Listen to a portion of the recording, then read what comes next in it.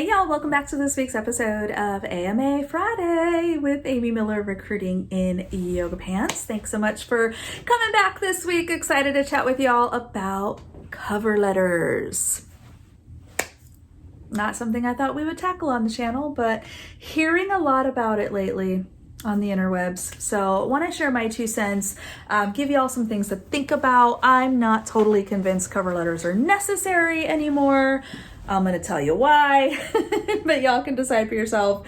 And hopefully I'll give you some food for thought if you do decide a cover letter is right for you on how to write a good one. So let us start with kind of the backstory and the history of cover letters, if you will, at least my thoughts on it. It's not official research, just my experience.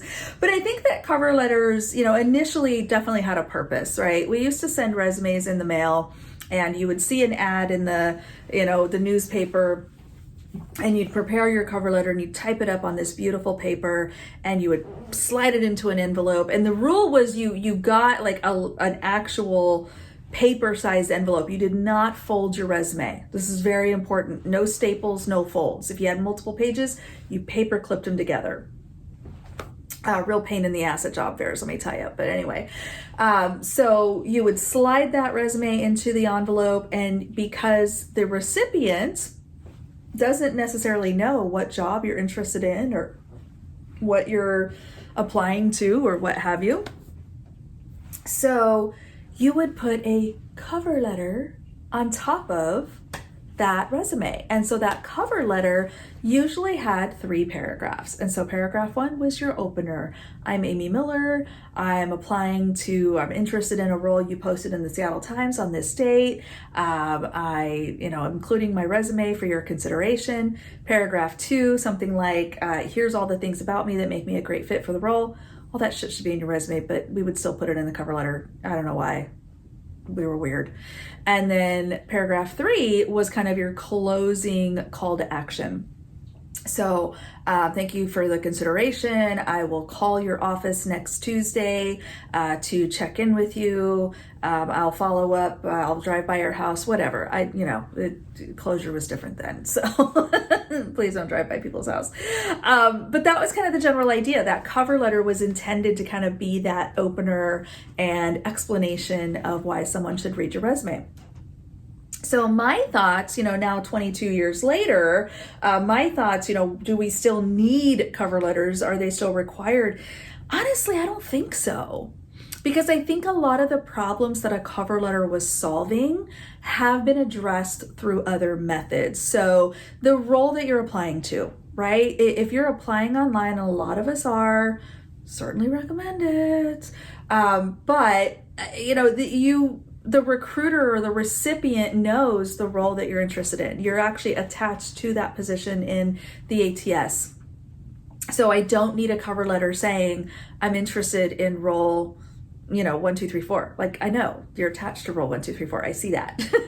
So no need to explain. I got you. Also, kind of the introduction or explanation, that's where your summary comes in on the resume. I've talked about summaries. There's a summary versus objective video on the channel. So that's a great, little bit of real estate there at the top of your resume to do that kind of overview of why I'm awesome and why I'm a fit for the job. Additionally, on top of just the resume and the online application process covering some of this stuff, we are also communicating a lot directly via email, for example, or messaging on social media, things like that. If you're sending your resume to a recruiter or a hiring manager, and let's just say you're sending an email, guess what that email now becomes? That's your cover letter. The actual text of the email, the hi, my name is so-and-so, I'm responding to this, particular position, here's a call to action. All of that is in the email. You don't need a separate Word document regurgitating the same information in the form of a cover letter. It just doesn't make sense, right? You're duplicating your efforts there. So that's my personal thought on why cover letters are just kind of not really necessary anymore. I will take it a step further and tell you that, well, first of all, let me put a big giant caveat to all of this. The only person whose opinion matters is the one that can move your application forward. What I think is irrelevant if the company that you want to work for wants a cover letter. Okay, so that brings me, I actually wrote this down ahead of time. Know your audience. This is important, okay? If you are wanting to send a cover letter to someone, you think that's really important and it's something you're just gonna do, great, but know your audience. And let me give you a specific example. The company I currently work for example, does not accept cover letters. It's on the career site.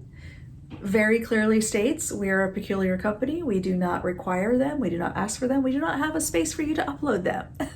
So just give us your resume and we're good. Okay, so that's a very clear statement from a ginormous employer. Many other companies feel the same. So I don't know how many are very explicitly like saying that out loud, but if you were to poll their recruiters, like some of you have on LinkedIn, most recruiters are going to actually say, no thanks, we're good. We don't need that. Here's where I worry a little bit for my job seeking friends. I'm going to be very transparent with you here. Some of the comments in the, various polls and various, posts on LinkedIn and whatnot, a lot of people are saying, yep, I know they don't want a cover letter, but I'm going to send it anyway.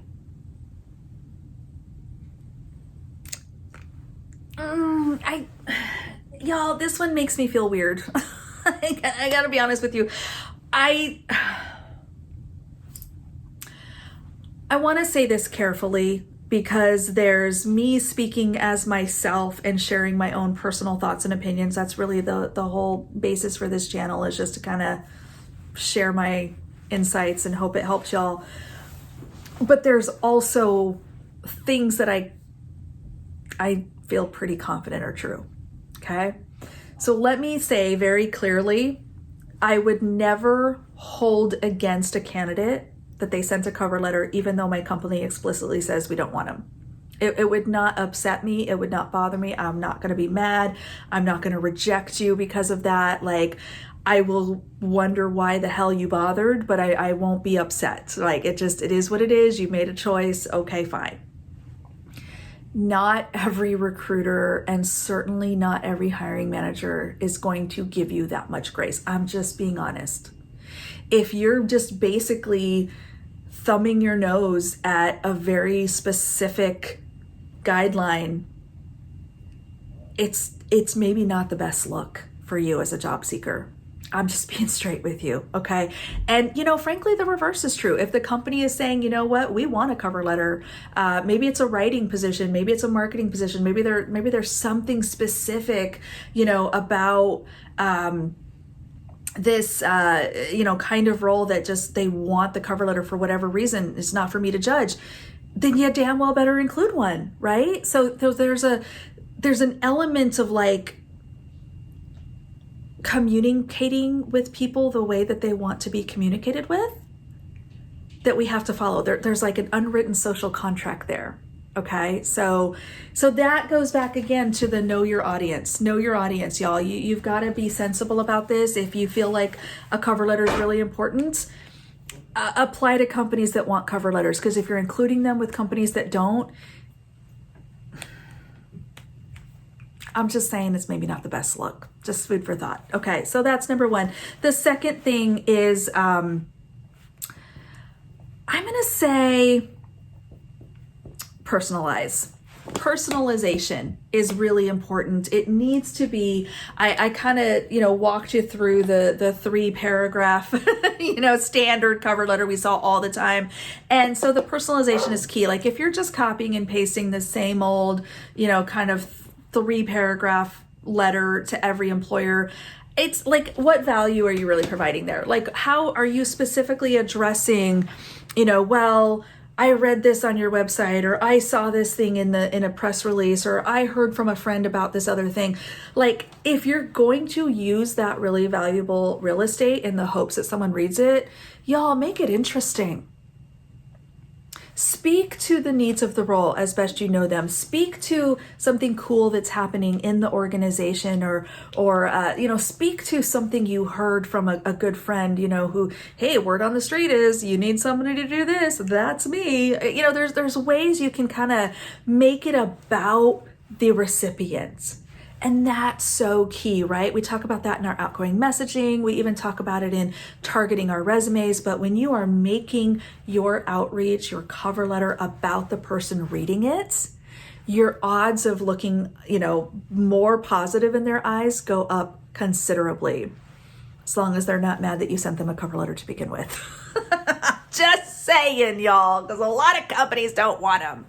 So, and then the third thing, I guess I would say, and I'll wrap it up here. Oh gosh, just how do I want to put this? Double check everything. Okay, and what I mean by that, grammar and spelling and that kind of stuff. Sure, we want to get that right. We want to make a good first impression.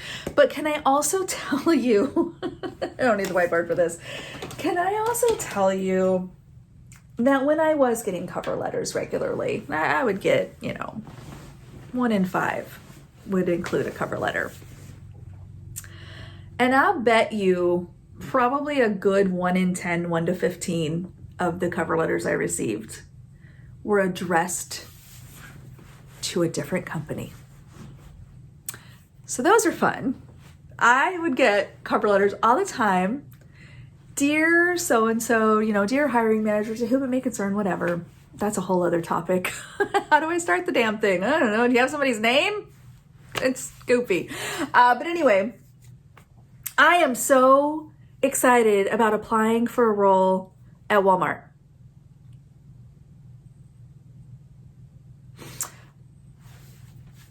Sir, this is a Wendy's. Okay, I will be, this is again, God's honest truth. I've gotten more resumes and cover letters addressed to Google when I worked at Microsoft than I could count. When I worked at Google, I got a bunch addressed to Facebook. I mean, you name it. And I don't know if it's like a weird copy paste mishap or if people just aren't paying attention, or maybe you're trying to, fool me. Like, oh, this person's talking to Google too. Ooh, no, it doesn't work that way. I'm just like, this person doesn't know what they're doing. Next. So, it's petty, but y'all don't hurt yourself like that. Just leave the cover letter alone. So anyway, we went way over. I don't know how the heck this topic became so damn wordy, but I just want to leave you with this, okay? First of all, again, most important thing, know your audience. If a company is going to expect a cover letter, is requiring a cover letter, or you just feel strongly about sending a cover letter, make sure that you are doing it in the right format. Think about leveraging an email or a message or some other part of your application as opposed to an attachment. And then if you're going to do it, personalize and double check everything. Have a friend proofread it for you. Make sure you're sending it to the right company, and that's it. Y'all, I'm skeptical. I'm not going to be writing cover letters myself anytime soon. I can promise you that.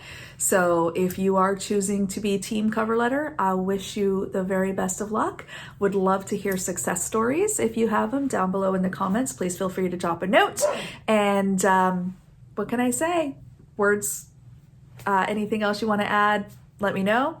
And we will see you next week.